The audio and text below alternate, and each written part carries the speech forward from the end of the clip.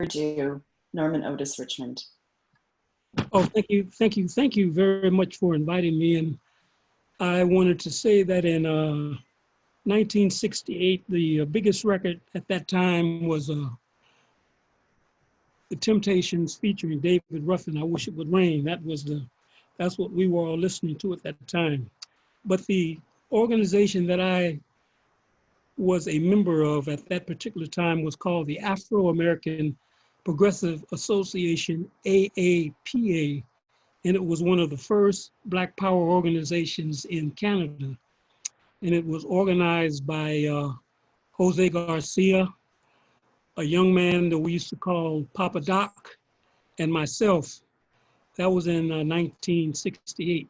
And our first public event was a commemoration of the assassination of El-Hajj, Malik, El-Shabazz, Malcolm X, also known as Omar Wali. And the meeting took place on Bathurst Street on Lenox Avenue at the Home Service. Now the Home Service is a place where African Canadians would welcome people coming from the Caribbean, beginning in the 40s and 50s. That was a spot where African people from all over the world, but you know, the Africans that were settled in Canada first, the Home Service was the spot. We had all kind of meetings there. There was a library there. I don't think it's there anymore, but you do some research on the Home Service. And on that particular day, we had guest speakers. We had a young man by the name of Jan Carew. Now, Jan Carew was the author of a book called Ghosts in Our Blood with Malcolm X in Africa, England, and the Caribbean.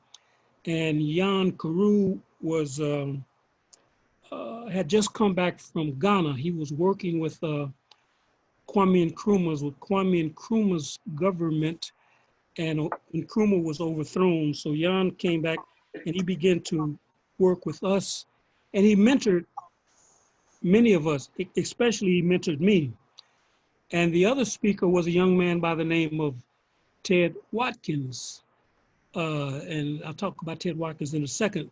But a year before we did our tribute to Malcolm X, other people did a tribute. This is before I came to Canada, the late Austin Clarke, the great author Austin Clarke, born in Barbados, and Howard Matthews, who owned the Underground Railroad and who used to be married to Salome Bay, and several others, they organized the first tribute to Malcolm X. That was 1 year after Malcolm was killed. And Ted Watkins was one of the featured speakers at our meeting in Toronto. And Ted Watkins was a African born in America. He played Canadian football, and he played a wide receiver for the Hamilton Tiger Cats and the Ottawa Rough Riders. And he won the Grey Cup with Hamilton in 1967. And he previously played football at the University of the Pacific in Stockton, California. Now, Ted Watkins was killed in 1968, allegedly robbing a liquor store in Stockton, California. And this is a direct quote from a Canadian daily, Stockton, California AP. Ted Watkins, Negro professional Canadian football player and a leading Black Power advocate in Canada, was shot dead in an attempted liquor store holdup Sunday, police said. And most people at that time and still think that was basically was a bold-faced lie. And you know, I think history would be on our side to say that there were so many Black men and women who have been caught up in the police situation. And it's our feelings that Ted was actually taken out by the state. And Ted was a 6'3", 6'4", about 200 pounds. And some people were intimidated by just the way, if he walked in, they would be intimidated because he was a strong black male. And one of the organizations that came after the Afro-American Progressive Association was the Black Youth Organization, BYO. And after that, we had the Black Action Defense Committee, BADC. Then we had the Biko Rodney Malcolm Coalition, BRMC, and Black Lives Matters. All of these groups spring from the AAPA. And even the AAPA cannot take credit for being the first organization, because Black people in Toronto have always organized, even before the coming to Canada of Marcus Mosiah Garvey. You had Black organizations that fought for the liberation of Black people, not only in Canada, but all around the world. And the AAPA's newsletter was called Harambe. And most people know that Harambe is Swahili for let's pull together. And Harambe preceded Contrast, Share, Pride, and the Caribbean Camera. Now, Chris Harris, a young friend of mine, has attempted to keep the untold story of the Black radical tradition and the AAP alive. Chris Harris wrote an article called Canadian Black Power, Organic Intellectuals of Position in Toronto, 1967 to 1975. And it was published quietly, but he was quoted extensively in David Austin's in David Austin's 2014 book, which won a prize in Cuba. And his book was called Fear of a Black Nation, Sex, Race, and Security in Montreal in the 1960s. And he basically talked about how, the Black radical tradition has been ignored by the mainstream and by the liberal Black press. Now, Glenn Ford basically said that Glenn Ford of Black Agenda Report, he talks about the misleadership class, how they have always hijacked the African liberation movement, be it in North America, be it in the Caribbean, be it in Africa, be it in Europe, be it any place in the world. Now, one of the untold stories of the Black radical tradition in Canada is beginning the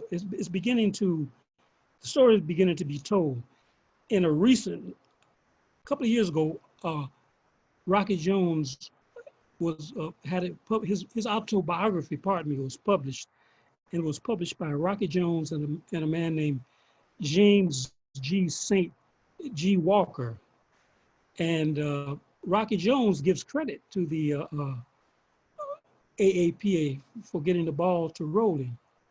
And one of the things that Rocky talked about, he says that the Afro-American Progressive Association, first of all, he said that in the book, he discusses how tribalism ruled during the 60s and the early 70s in Toronto's history. Africans born in Canada organized as Jamaicans, Trinidadians, Barbadians, or Black Canadians. And he talks about a rally that took place at the Ontario Institute for Studies in Education on Bloor Street in Toronto. And I wanted to quote Jones. Says Jones, the chair was Jose Garcia of the Afro-American Progressive Association, a Marxist and Black nationalist organization in Toronto. Although that organization was Canadian, its name reflected the interaction between the states. There was continual movement back and forth across the border with Detroit and Buffalo, with Panthers and CORE and various Black nationalist associations. Many of these people were also at the conference, particularly a group known as the Detroit Revolutionary Union Movement, DRUM, extremely militant and connected to the Panthers. Now, Jones was incorrect because he said DRUM was the Detroit Revolutionary Union Movement, but actually DRUM was the Dodge Revolutionary Union movement. And the Dodge Revolutionary Union movement was an organization of Black workers formed in May of 1968. And I was part of that organization because when I was deported from Canada, I went underground and I became a member of Drum and then a member of the League. But anyway, in 1968, in the Chrysler Corporation's Dodge main assembly plant, that's where Drum was formed. While I was a co-founder of the AAPA, I was also a member of Drum, which later blossomed into the League of Revolutionary Black Workers.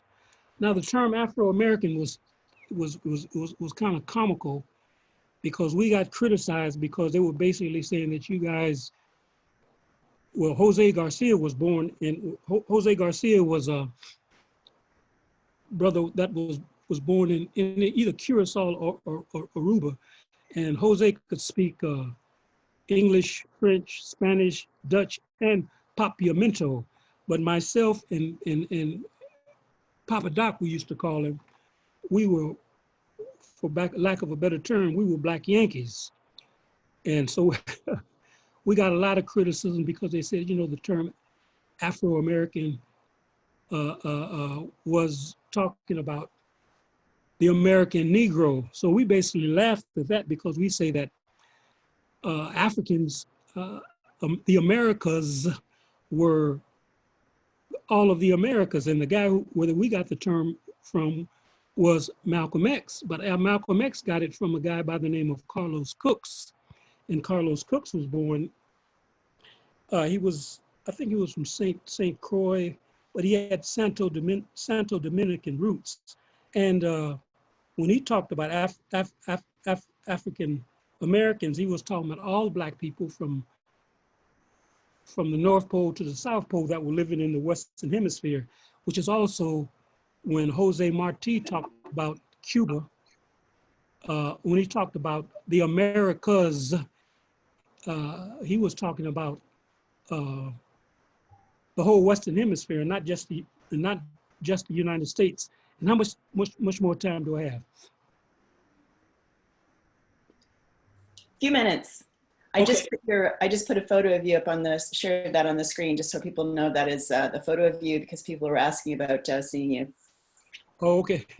I'm a matinee idol, okay. Oh, yes, you are. And the,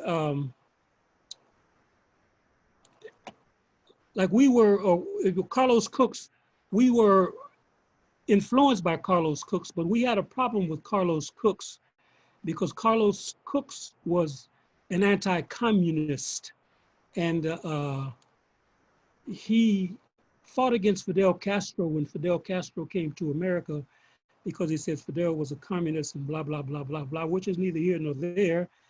But the thing was, he supported Batista, and Batista was definitely a puppet of US imperialism. He was a dog. He was of African origin, but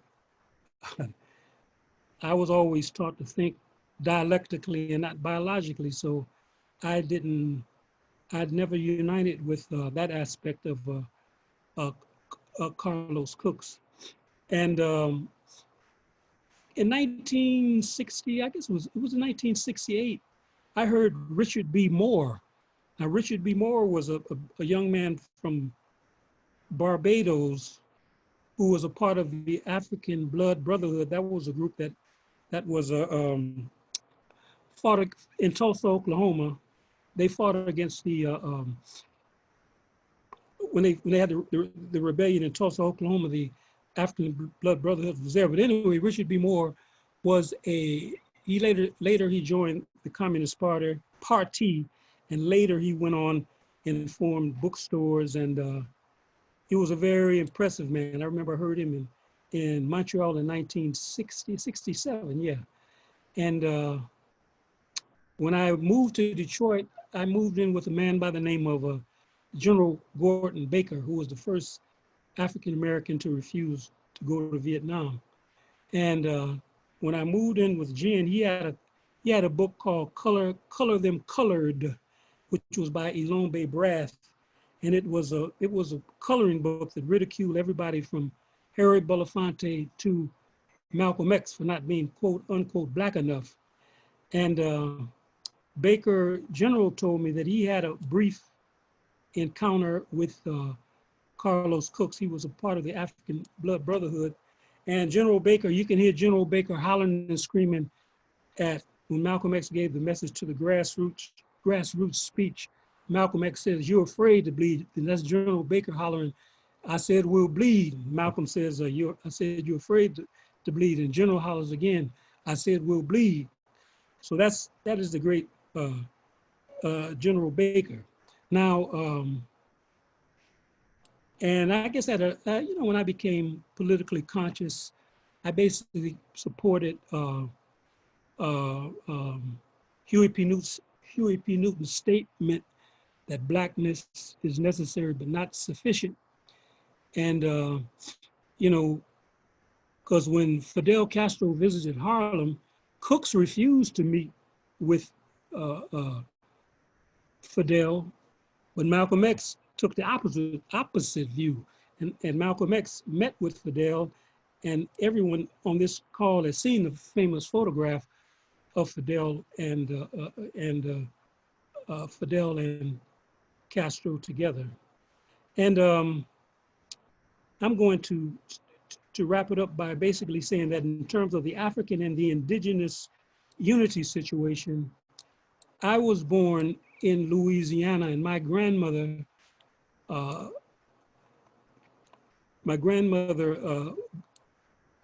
Miss Glover, look, I'm really having a senior moment. My grandmother was part Choctaw Indian, and I actually met my great grandmother, and she was born in Mississippi, of Choctaw, and so I think that many Africans in North America have links to Native American people. And my grandmother was a person that if you got sick, she could go out can't do it anymore, she could go out into the yard and pick something out of the ground, boil it, and whatever ailed you, she could bring you some relief. But I think that the whole question of unity among Africans, indigenous people, and working class people, period, is a must in the 21st century.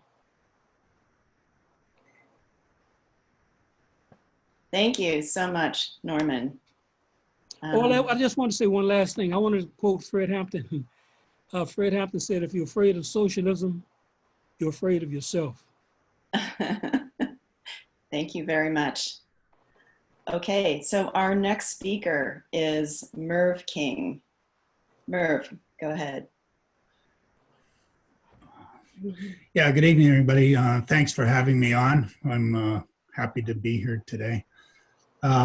What he was saying about the Choctaw people. The Choctaw people were very generous people in when the Irish potato famine was going on at that time. They actually collected $1,700 and sent it to Ireland to help the people of Ireland, even though they were on a forced march from their territory down to Florida to be put onto a reserve down there. It just shows that the people, his grandparent may have been one of the people who contributed, or one of the great-great-grandparents of Norman may have been one of the people who actually did that. But for the beginning here, what I'd like to talk about, I say that the inspiration for the civil rights for the First Nations people came from the civil rights movements of the 1960s. First Nations people began to fight for their rights, both civil and treaty rights, opening up land claims at a time when they were not allowed legal representation The residential school system was well entrenched into Canadian society as a means to assimilate First Nations into the fabric of the settler cultures. Taking away language, culture, spiritual and physical well-being, and family connections. The Northwest Mounted Police, later to become known as the RCMP, was created as a tool to enforce colonialism and to control First Nations and Métis peoples. So if we look recently, we can look at examples of mistreatment of First Nations people. If we look at the Alan Adams, an Indigenous chief in Alberta who was questioned by the RCMP because he didn't have an updated license plate sticker. They yelled at him, threw him on the ground, choked him, punched him in the face, did all of those things. And the RCMP in New Brunswick, after police tracked Rodney Levy, a 48-year-old Mi'kmaq man from Red Bank First Nation, they allegedly used an electronic pulse weapon, a stun gun, several times without success until the man allegedly charged at the officers, and an officer then shot the man who later died in hospital. Chantel Moore, a 26-year-old Indigenous woman in Edmundston, New Brunswick, was shot and killed by the police in June 2020, just recently, as well. During a wellness check, her best friend contacted the police and asked them to go check on her, and they said that she was brandishing a knife, and she was shot 5 times by the Edmundston police. Eliza Hudson, a 16-year-old girl, was shot in Winnipeg by Winnipeg police, and less than 12 hours later, they shot John Collins, a 36-year-old man, and shortly after that, Kevin Stewart Andrews, a 22-year-old, was shot and killed by the police. That's 3 Indigenous lives in less than 10 days. No matter what these people were doing, they didn't deserve to be shot, fatally shot. An Indigenous person in Canada is 10 times more likely to be shot and killed by police in Canada than a white person. So what we see here is a legacy from colonization as systemic racism has existed since the beginning. The Indian problem. Indigenous people have been cheated out of the land and its riches from the beginning of colonization.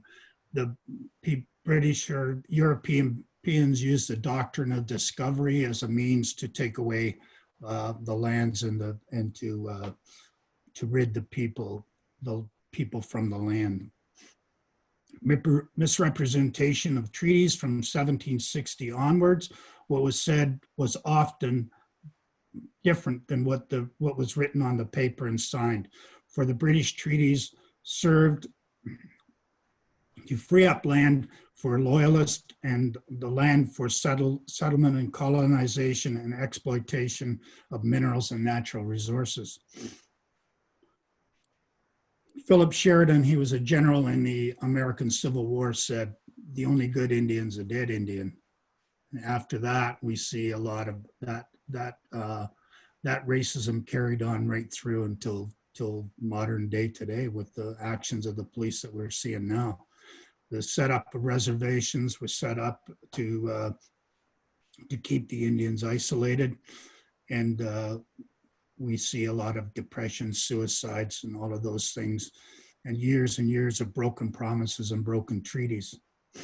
John A. Macdonald said that he had to get rid of the Indian problem and to establish Canada, to wean them off by slow degrees from their nomadic habits, which have almost become an instinct, and by slow degrees absorb them or settle them on the land.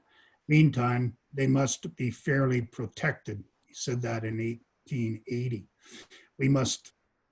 We have been pampering and coaxing the Indians that we must take a new course. We must vindicate the position of the white man we must teach the Indians what law is. We must not pamper them as they say we have been doing since 1880.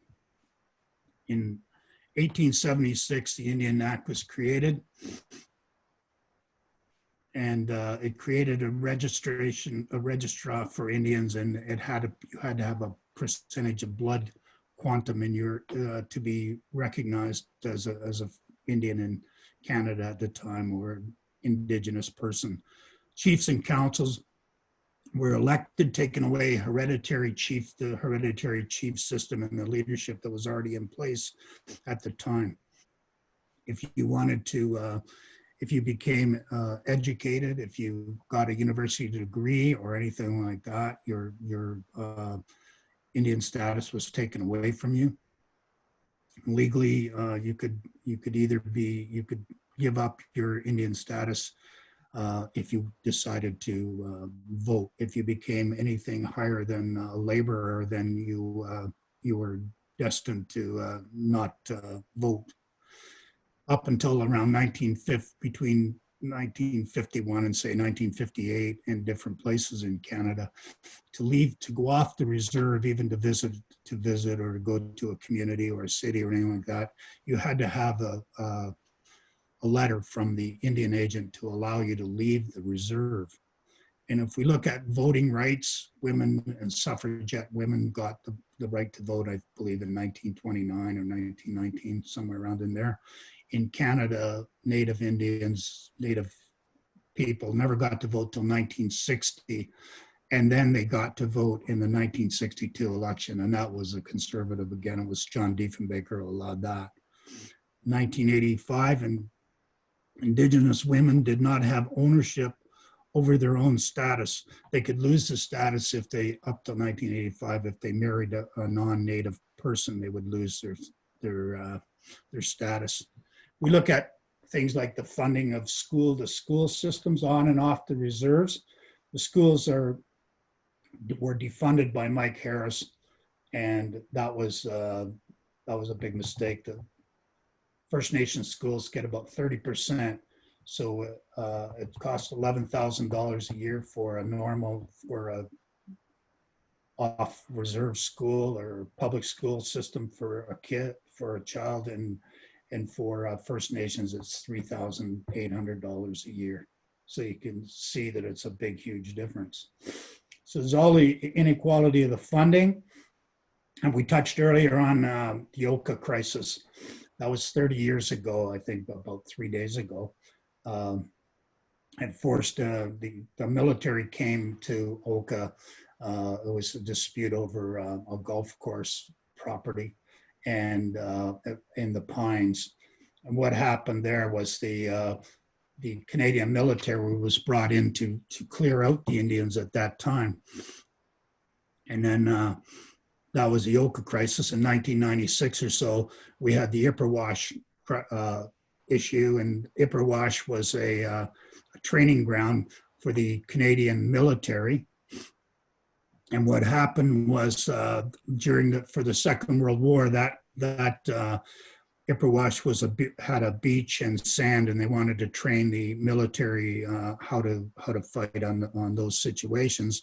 So they told the First Nations people there that they would give the land back as soon as the war was over. They would get their land back, but that never happened. We look at what Mike Harris said. He said, "Get those effing Indians out of my park." And then 12 hours later, we know what happened there. Dudley George was murdered by an OPP sniper and shot and killed. And, nothing happened with that. There was no, the person got off with that.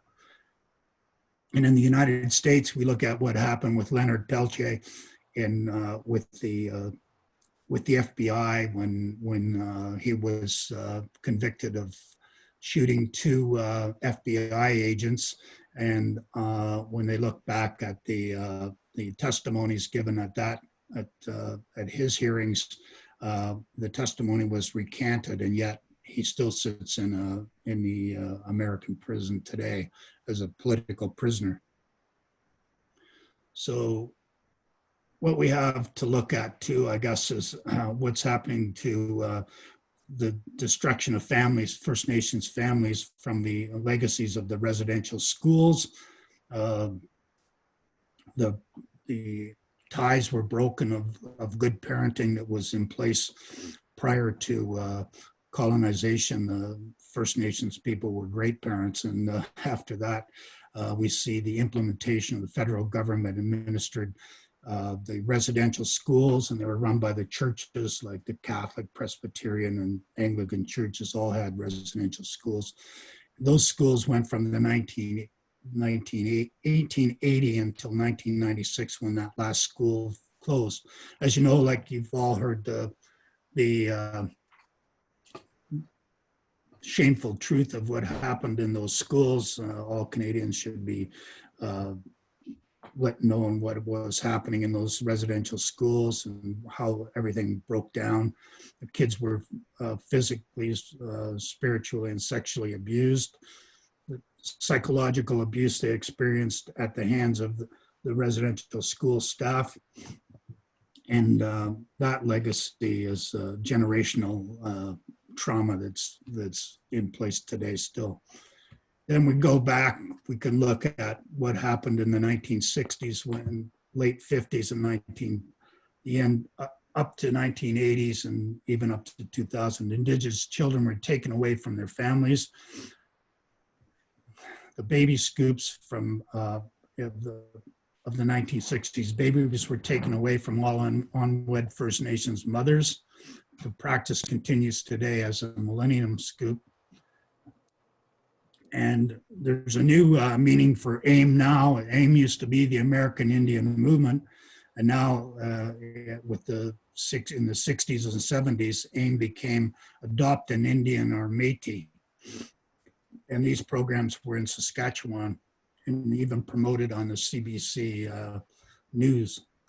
1969, Indian Métis people represented 7.5% of the population of Saskatchewan, but the children accounted for 41% of the children in foster homes in the province. And AIM had an advertising campaign was racist, especially because it implied Métis parents were unable to look after their children, and it portrayed First Nation children as inferior and unwanted, and suggested that any white family could be accepted as an adoption. Most of the children who were removed by social workers did not return to their communities. In 1980 study of the Canadian Council on Social Development found 78% of status First Nation children who were adopted were placed in non-Indigenous families. That ensured that they would know that they wouldn't have a culture, they wouldn't know of their culture if they weren't raised by First Nations peoples. So in February 2014, the government was taken to court, and they were held liable because of the 60s scoop. Beaver House First Nation Chief Marissa Brown Martell was the lead plaintiff in a class action lawsuit, which was filed in Ontario in 2009. It was one of a series of class action lawsuits launched in 5 provinces. On October the 6th, 2017, they settled a $800 million settlement was announced. But then we look back and we can see another main problem that especially First Nations and Inuit women faced, and that was the forced sterilization, or they were coerced into sterilization. Took place and outside the legislation, and it was in federally operated Indian hospitals, and continued to the 21st century. They used the excuse that for sterilization, they said that these girls and young girls were feeble-minded, mentally defective, or sexually promiscuous, and purported low IQs and failure to conform to social accepted gender roles. They were used as an unfitness test, so that they were unfit to have children. And we look at 1970, a member of parliament was David Lewis. He alleged that the representatives from the Department of Health were persuading Indigenous women to be sterilized. In 1976, the federal government conducted an internal inquiry between 71 and 74, and less than 551 sterilizations were performed on Indigenous women in federally operated Indian hospitals. If we look today, we look at systemic racism. We see the people looking into it are the missing Indigenous and murdered Indigenous women from 2016 to present. The education system is broken as far as Indigenous people were concerned. I don't know more from 2012 to the present. And if we look at what happened, come out of the Truth and Reconciliation Commission in 2008 to 2015, we see that there's a lot of work to be done. Indigenous agencies receive 22 to 34% less funding than other provincial agencies. So if we look at Romeo Saganash went to the United Nations and the Committee on the Elimination of Racial Discrimination recommended that Canada end the unfunding of First Nation, Inuit, and Métis children and families to ensure that children of all reserves would have equal access to everything that everything else, and to eliminate discrimination of those kids. So 30% less funding, as I say, from the schools, right? So Indigenous people's life expectancy is 10 to 15 years shorter than other people, and the infant mortality rate is 2 to 4 times higher than anyone else. The rates of suicide among First Nations youth are around 5 to 6 times, and the Inuit youth suicide rate is 10 times the national average. So we can see that what causes all these problems is depression due to social, cultural, and generational dislocation, drug and substance abuse, lack of housing, overcrowding, and food access, food insecurities. So if we look too, we have to look at what's happening now with the criminal justice system and First Nations people. First Nations people make up 20% of the total prisoner population, and they're only 4.9% of the Canadian population. A couple minutes, Merv. How long? 2 minutes? Yeah, a couple minutes. Oh, Indigenous police forces, because existing police forces are not always aware of the cultural differences and needs of Indigenous communities, Indigenous people began to develop their own police forces in the 1970s and 1980s. Canada's largest Indigenous police force has not shot one single person dead. CTV News today, the Anishinaabe-Eshwick Police Services is proud, especially in light of the recent uproar of North America over police killings and brutality involving Indigenous, Black, and mentally distressed people. It is a record achieved in the community, frequently in social distress, places where hunting rifles and shotguns are oblivious. And the key difference from urban and non-Indigenous policing, insiders and observers say the relationship building between officers and the people they serve is what they do and what's needed to be done. So what I was saying here is they've already defunded part of their police, and what they've done is they've used that to educate the police on how to handle people especially culturally sensitive people. That's part of what's happening today. Also, too, I just like to touch about the gas line, the pipelines, and the Keystone Pipeline, United States. When they go through burial grounds, I said one time that any American would say, if you said the Arlington National Cemetery, if you're going to run a pipeline through there, there'd be a huge uproar. Yet they feel that they're allowed to run pipelines through burial grounds in the Standing Rock area of the United States. So I just want to say in conclusion, the Canadian Indian policy is based on violence, disorder, mismanagement, genocide, and colonizing governments have characterized Indigenous people and people's experience in Canada.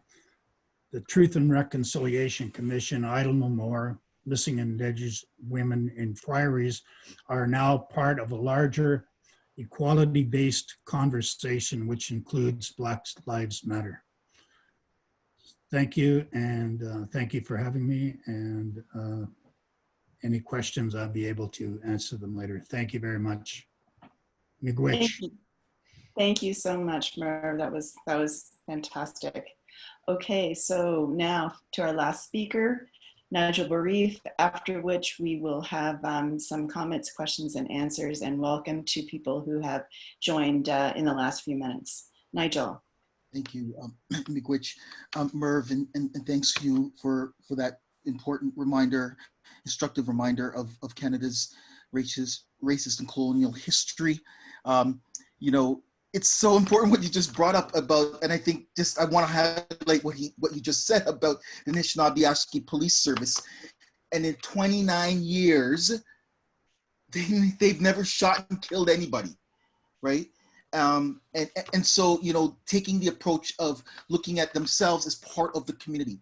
So, you know, it can be done, you know, Merv, and it's just always honored to the committees that we've set on together. And Mr. Richmond, you know, you don't know how much you've contributed to the growth of our community.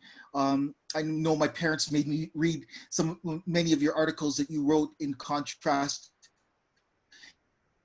in helping me to who I was and am growing up. And I am so grateful and extremely humbled to be on this panel with both of you. And to the International Socialists, thank you very much for having me join you here today. You are everywhere in all of our struggles. I see you in, you know, whether it's fighting for rent controls or whether it's fighting to protect folks that have been attacked. A couple that was attacked out in Scarborough. Your anti-oppression work is so crucial. I think I've been asked to kind of talk about what's happening right now. You know, Merv and Norman grounded us in history that really needs to be part of our curriculum, right? That's the part that's frustrating, that the public school system doesn't have Black history and Indigenous history that is required learning right from kindergarten to grade 12. And I think, you know, as I'm a school teacher by profession, and I believe that that's part of the work that we need to do to make sure that it is, you know, that it's required learning within the public school system, both for the students and for the educators. Before, I just wanted to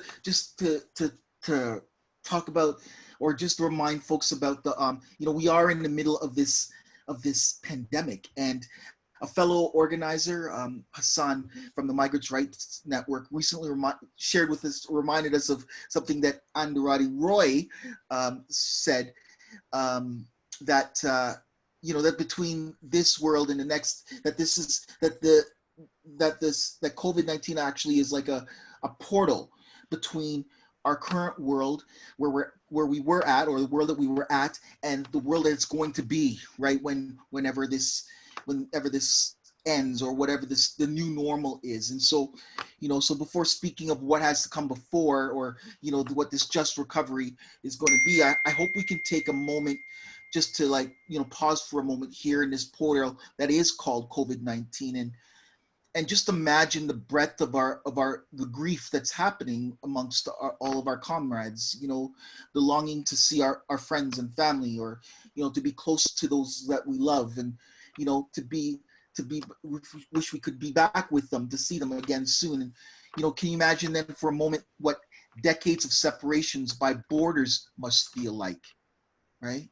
Or how migrant women and women care workers hurt when they're separated from their children, and what refugees must experience apart from their homelands.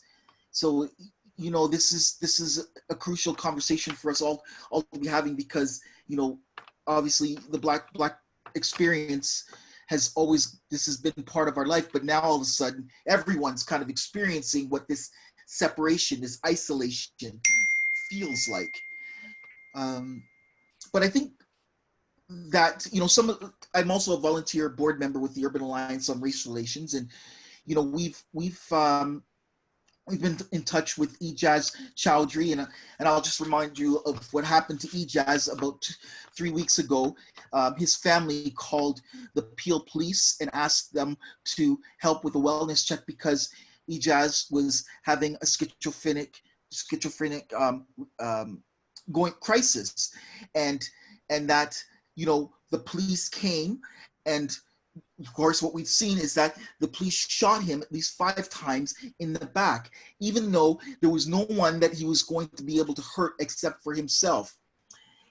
And just for a quick moment, juxtapose that with the Canadian Armed Forces reservists that plowed himself into the Prime Minister's property, and how the police found a way to, like, not kill him, even though he had lots of his he had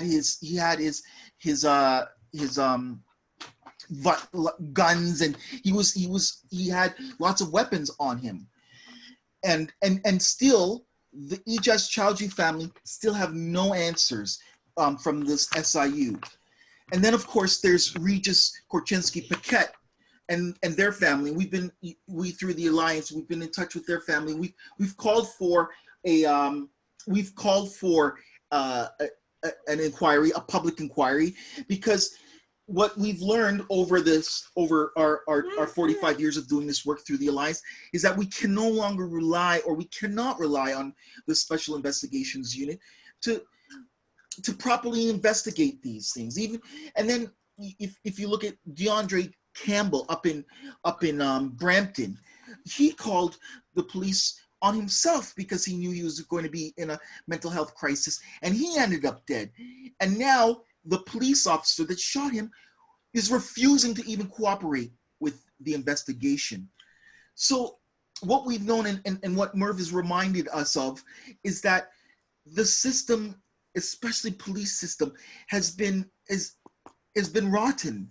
That even when Black and Indigenous people have sorry folks, have asked for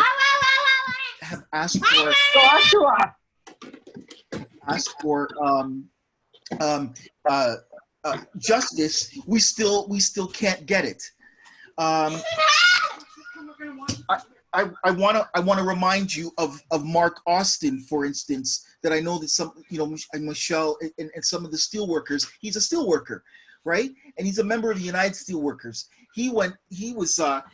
We seen that the police, him and his girlfriend were walking to a park and were attacked by white supremacists. And the police it wasn't until there was a huge public outcry that the police finally started to investigate and have laid charges. And so I want to share, I wanted to start there, because then when we look at what the reaction of the city has been, right? The city had an opportunity most recently to do like what we saw in LA, to do what they saw in Minneapolis, which was to defund the police, which is an important position that I know many of you are on this call are sympathetic to. And that was a moment of reckoning that we had a couple of weeks ago to finally address decades of protests by Black, Indigenous, and people of color against the police injustice in this city. And, you know, so it was so disappointing when instead of defunding the police, they actually ended up increasing their budget, because they've now approved a purchase of body cams, which many of us as activists feel like this is just going to be the police being able to, like, film themselves killing us. But that's again another area that we have to continue to fight against, or fight for. I know, as a school teacher, me and my colleagues We know how critical housing is, how food, access to food access is. Livable incomes are interlocked in the present and the future of children here in Ontario. We know that COVID is disproportionately affected low-income neighborhoods where most residents are people of color and recent immigrants, like the one I grew up in North Etobicoke. So what can be done? I think, again, building on what Norman and Merv have said, Black communities across Canada, have poured their expertise and lived experience into decades of reports, commissions, inquiries, listening exercises on anti-Black and Indigenous racism.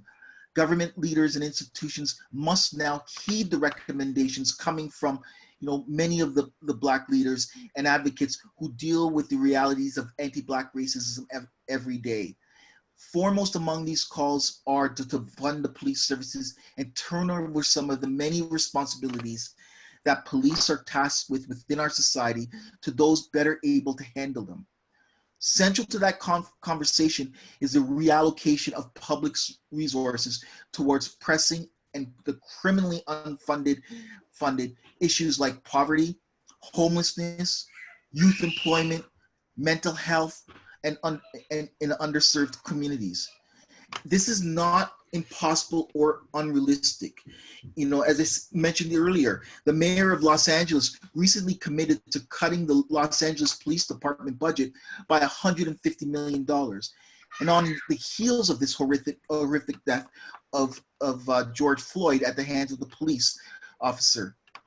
And with more than 70% of police-involved fatalities in Canada related to issues of mental health and addiction, it is entirely reasonable to ask for whether armed police are in the best position to respond to these needs.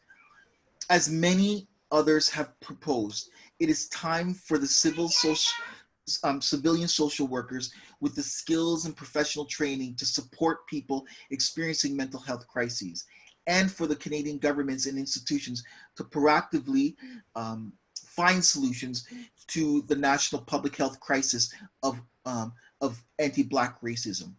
We cannot wait for another life to be lost. We have to harness this moment and ensure that the communities all across Canada, that we make concrete commitments to do better, to act to address this epidemic of racism. Thank you for allowing me to join you today. I'm looking forward to the open discussion, and thanks for being patient with my 4-year-old. Thank you.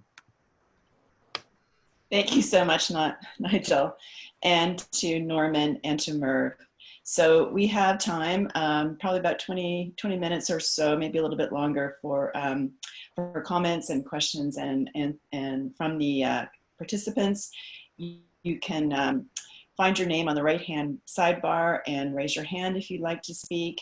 And I'm just going to start out with a question that came in on the chat from Amanda Joseph. Her question is, how can a non-Black, non-Indigenous person of color like myself stand in solidarity with Black and Indigenous social movements and activists and amplify their voices? And again, instead of the speakers coming back right away, we'll have a discussion, a general discussion among participants, and then the speakers can come back at the end. So anybody else can write in the chat, or if you want to raise your hand to make a comment, and I will call on you.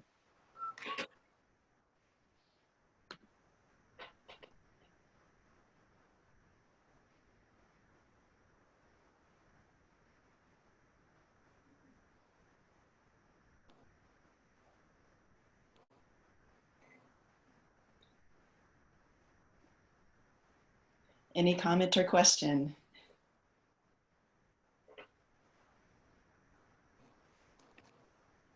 Brian.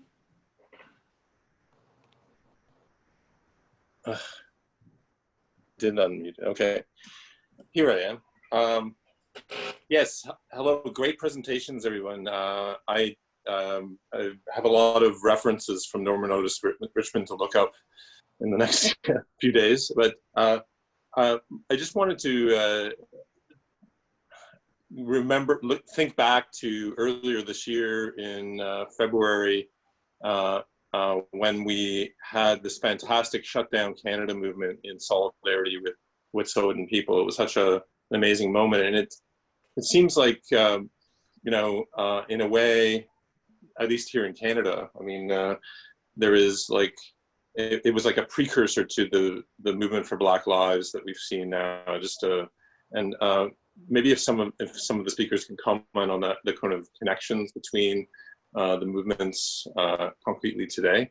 And one of the things that's happening in the East End, we've had that recent attack and the response from the community which on the attack on Mark Austin and Candace, and the protests managed to get the police to lay charges against the perpetrators. And so there's that issue. But one of the things that's happened in the last little while is there have been land back occupations by Indigenous activists across the country. But just the other day, Sunglim and I went for a walk in Taylor Creek, and we visited the land occupation that's happening there. And so there are really concrete ways to build these movements, build the solidarity between these different struggles happening in our it's anyway. And one of the main goals of these land back occupations are to provide healing spaces for youth and Indigenous youth and so on. And so it's a really interesting moment when we think about the defund the police argument and then these demands for services that are coming from the grassroots. Anyway, I'll leave it at that. Okay, thanks, Brian. Would somebody else like to make a comment? Question? Oh, I wanted to speak on the question of one of the strengths, I think, of the current movement is that you can identify the leadership as decentralized, but that same strength is a weakness because, like a lot of the movements like Occupy and so on and so forth, it didn't have, for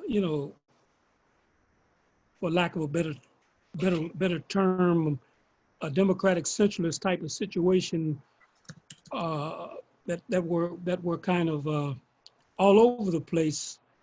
When the strength of that is that they can look at a leader and wipe the leader out, then wipe who the next command, they can't wipe them out.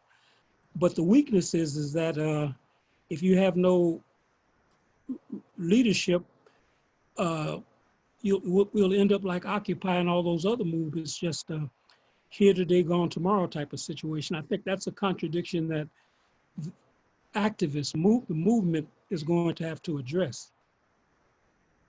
Thank you. Norman, I've got Ranjith.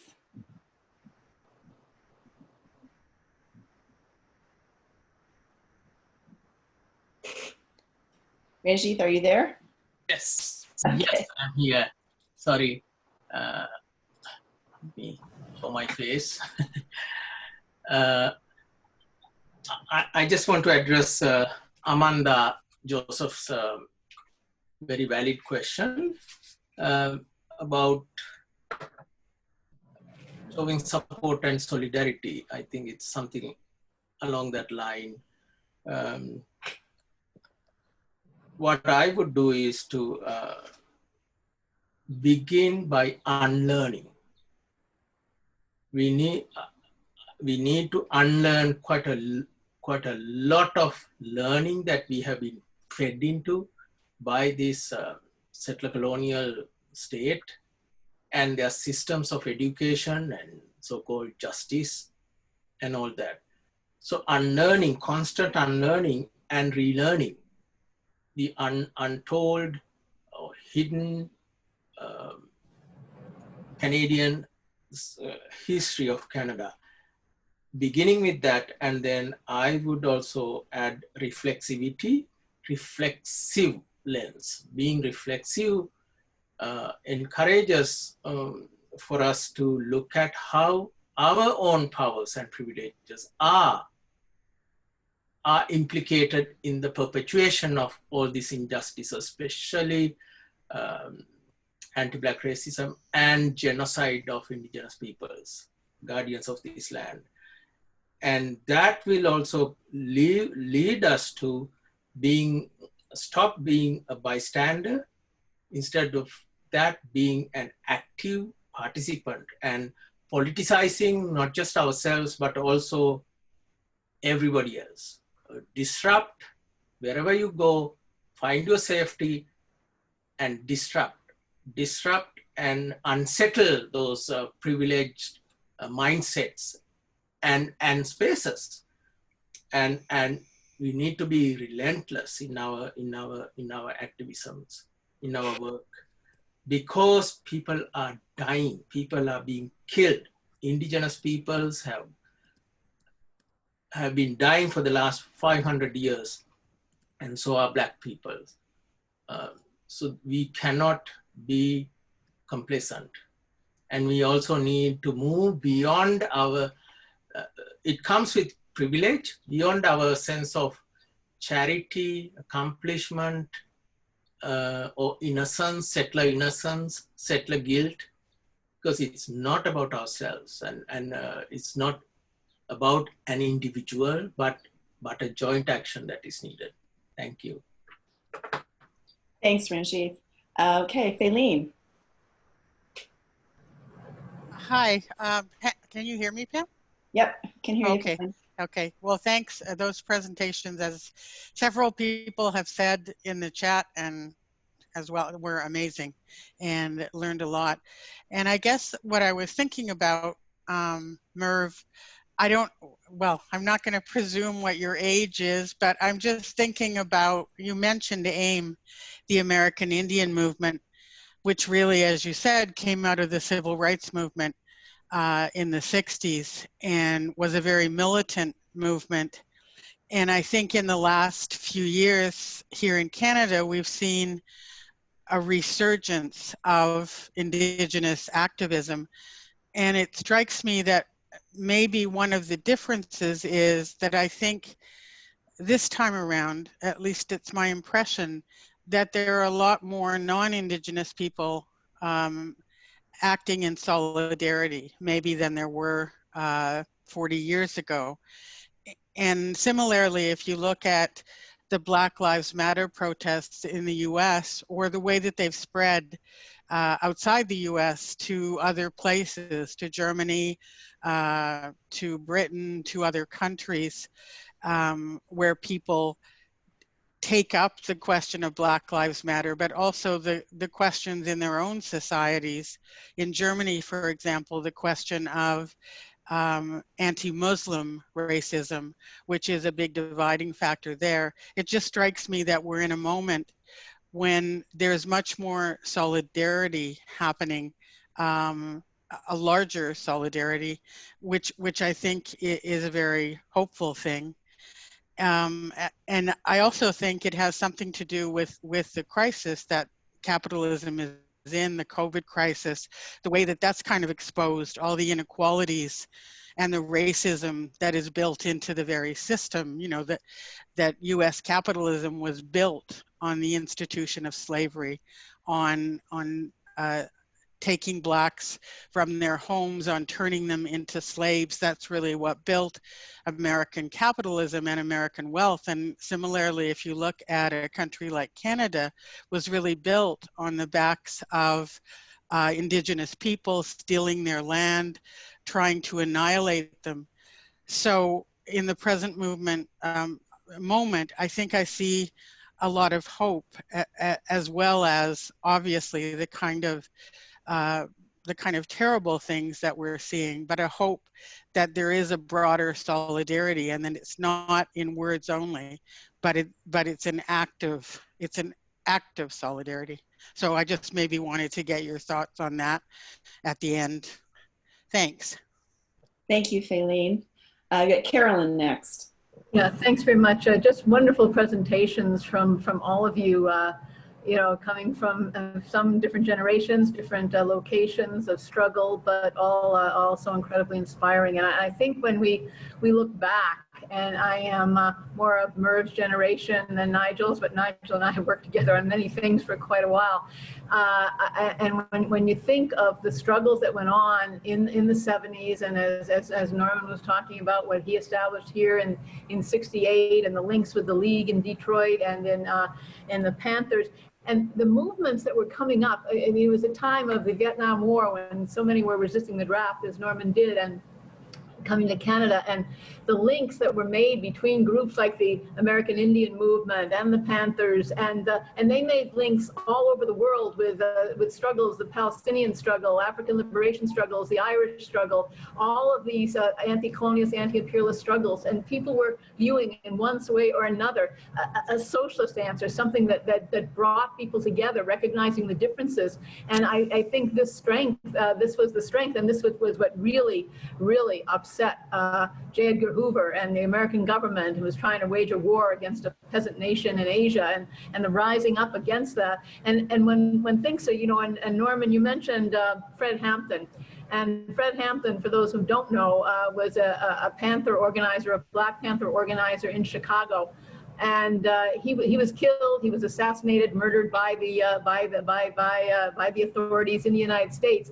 And he was an up-and-coming leader going into the national leadership of that organization. And what he was doing, he had a tremendous ability to connect with different communities. The Black community, absolutely. He spent his time organizing, educating, working with young people, and he had built alliances with the Young Lords, Hispanic organization, with young white working class people in Chicago, and he was going in and talking with gang members and bringing them to a socialist perspective and how you could actually get out of the horror that capitalism and racism was oppressing and exploiting you with, and because he had this incredible message of unity. And you can read it from the FBI documents. J. Edgar Hoover, he was seen to be such a danger because he was trying to build that unity. And I think that is such a lesson for us today, and why it's so important that we build the solidarity with struggles that we see around us. And I think, as Faylene and others have said, when you look at the multiracial nature of the incredible movement in the United States here as well, but in the United States, in a way, it didn't happen that same way in the United States in the 60s and 70s. It was beginning to do that, but it didn't in the way it could have and should have if it had been allowed to develop without the oppression, the attacks, the co-optation, all of that. And I think that is so incredibly important, because talking is hugely important in these discussions, and theorizing and figuring out the theory and the strategy of how we allow ourselves to be inspired by the struggles is so important. But we have to be in those struggles. We have to be side by side with everyone who is fighting oppression and exploitation. And that's how you break down barriers. That's how you build trust and build respect. And people like Fred Hampton was doing that, and that's why he was seen to be so dangerous. And that's why we need so many people with exactly that same frame of mind. And we need it today, because there is the real possibility today. When you see, as others have said, the multiracial nature, the Wet'suwet'en struggle, when the trade unions, and I'll just stop on this, the International Longshore Workers Union, shut down the Delta port in Vancouver in support of the Wet'suwet'en people, and that same union shut down for a full day all across the west coast of US and Canada in support of Black Lives Matter. And I think this is so important. There are many of us who are trade unionists there, that the organized working class see itself as part and parcel of this struggle. It is more and more so. And I think, they are few, we are many, and we have to be able to, appreciating the differences and appreciating how we all have to change through the struggle, we have to build a unity to be able to take on, because they're very, very strong enemies we're up against. Thank you, Carolyn. I'm going to call on Nigel. He may have to jump off to do some childcare. Nigel? Sorry, thanks, Pam. Thank you. I can stay till 8:30. We don't start it until then. But I just wanted to thank you, Carolyn. Carolyn really actually hit some of the points I wanted to make. But I just wanted to go back also to what Mr. Richmond had also kind of commented on, like the current movements like Black Lives Matter's current movement, the decentralized approach that, you know, that from what I feel like has to be taken if we're going to learn from what happened in the past.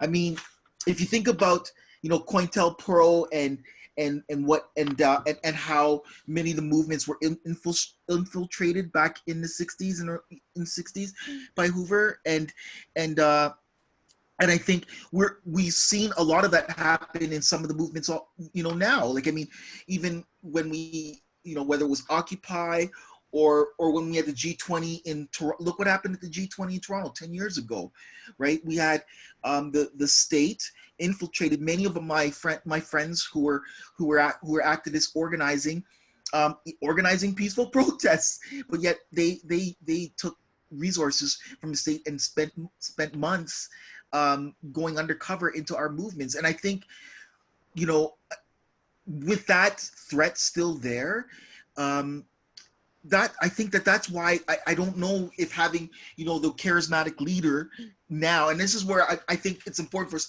to talk this through, is having a charismatic leader going to be good or bad for us, you know, moving forward.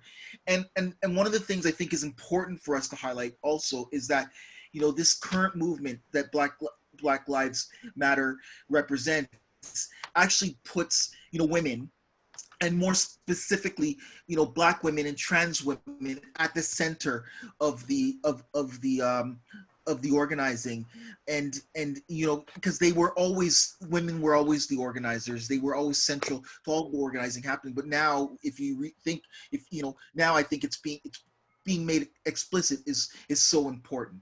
So I just wanted to just kind of offer that, and I'm open. I want to hear what we think needs to happen. Thank you. Okay, so I do have an open speakers list. There is a comment I'd like to read from Darren Green in the chat. He said, I would say that listening is a good start to becoming an activist. These forums, as we have seen tonight, highlight the history of struggle of Indigenous peoples and people of color. If after listening and understanding that history, you are not moved to become involved, then you will never be an activist. And I just wanted to say that we'll be trying to end around 8:30, but if anybody wants to stay on to talk about joining us, joining the IS and participating, we're gonna hang around to chat a little bit.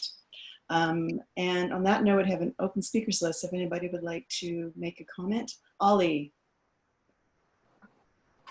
Hey, yeah. I think it is and has been and continues to be really inspiring.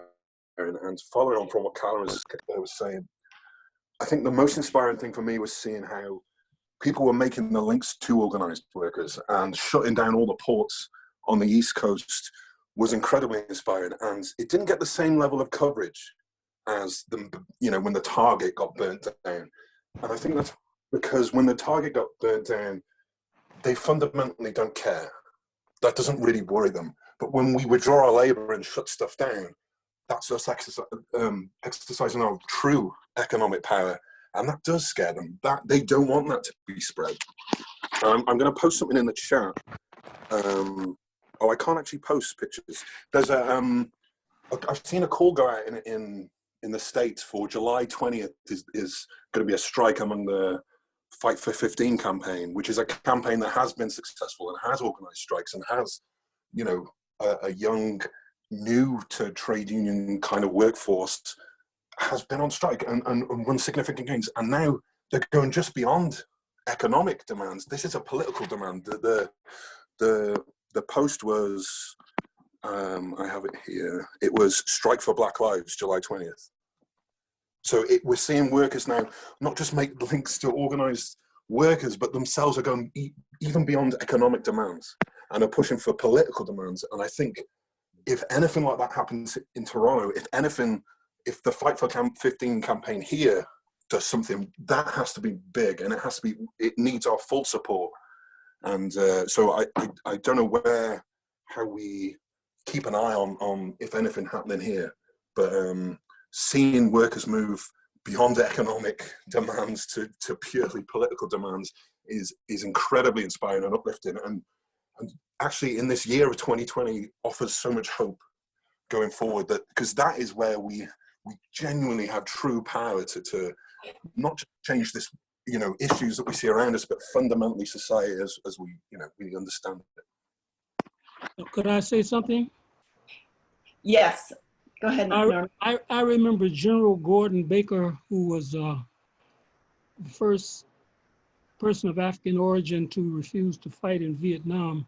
He always used to teach us that the only people that could move during the Detroit Rebellion, if you were going to work in a plant, you could get by. They would let you go to work.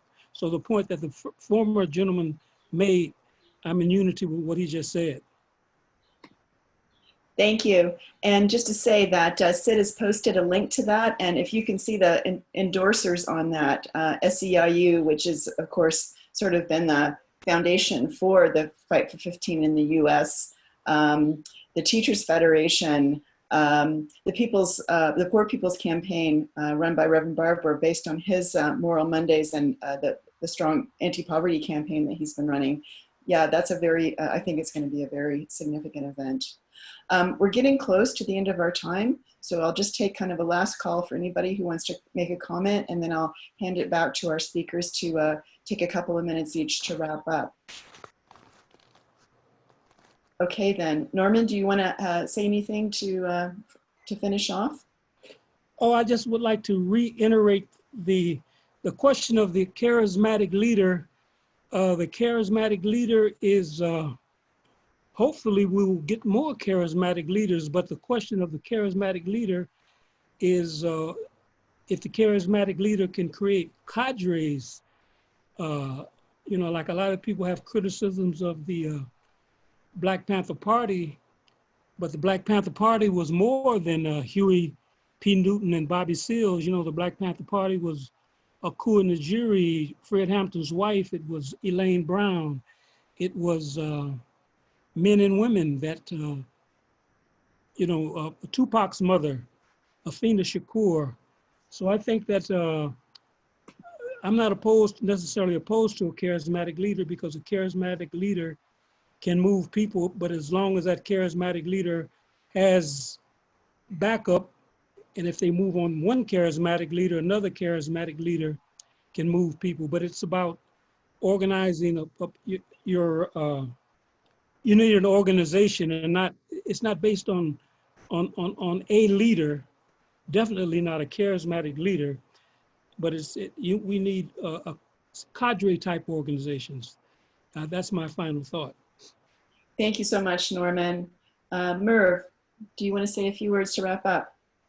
Actually, I was thinking when Norman was talking, I was thinking about SNCC from way back in the early 1970s when SNCC was around, and we had Stokely Carmichael. He was a pretty charismatic leader at the time, and he took the movement, the civil rights movement, from being a very peaceful and non-violent.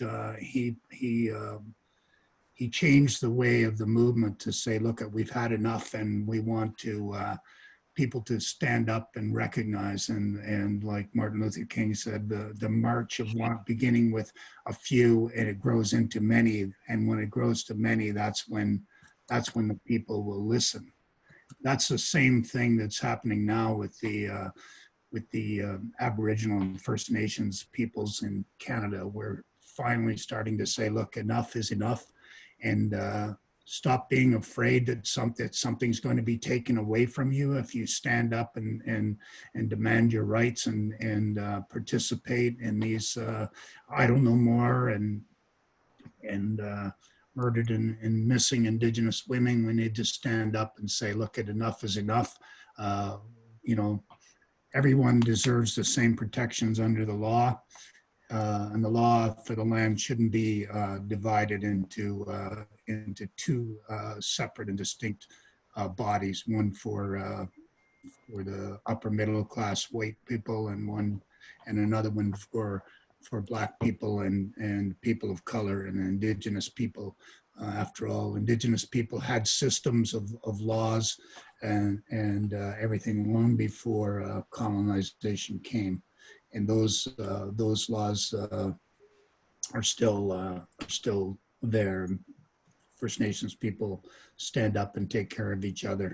And as I guess you've heard of, Tecumseh wanted to unite all of the First Nations people, and he made a good attempt at it, but it was too little too late to stop the colonization of North America or Turtle Island. So in the end, I guess I'd like to thank everyone, and thanks very much, and thanks for the support from the community. And like I said, solidarity and Black lives do matter, and all lives should matter to everyone. Thank you. Thank you, Merv. And Nigel, any last comments? Just again, I just wanted to thank everyone and Pam Johnson. I think it's been made in the comment section already that you did a wonderful job of facilitating tonight, and that you know, I know this socialist movement is going to be key to this new world that that we'll have post-COVID. And you know, standing on the shoulders of Mr. Richmond and Mr. King and all of the activists that have been, Carolyn, Egan, all of you that have been doing this work that allows this current generation of activists to continue doing this work is going to be key. And I think, you know, it's going to be, we have to continue to protest in the streets. The protests are going to have to continue. Labor has to be a critical part of it. But I do also think that voting, and this is, you know, is also a key part of this movement moving forward also. So thanks very much for allowing me to be here today. Thank you so much, Nigel. And just wanted to say that Norman was speaking about organization, and we in the International Socialists feel like we need to have some organization to be able to carry forward what we need to do. Many people on here are members. We would invite you to join the IS. In the chat, you can find a connection to our website and our email, but we're also going to stay on for a few minutes if anybody would like to ask us some specific questions to figure out how to get involved.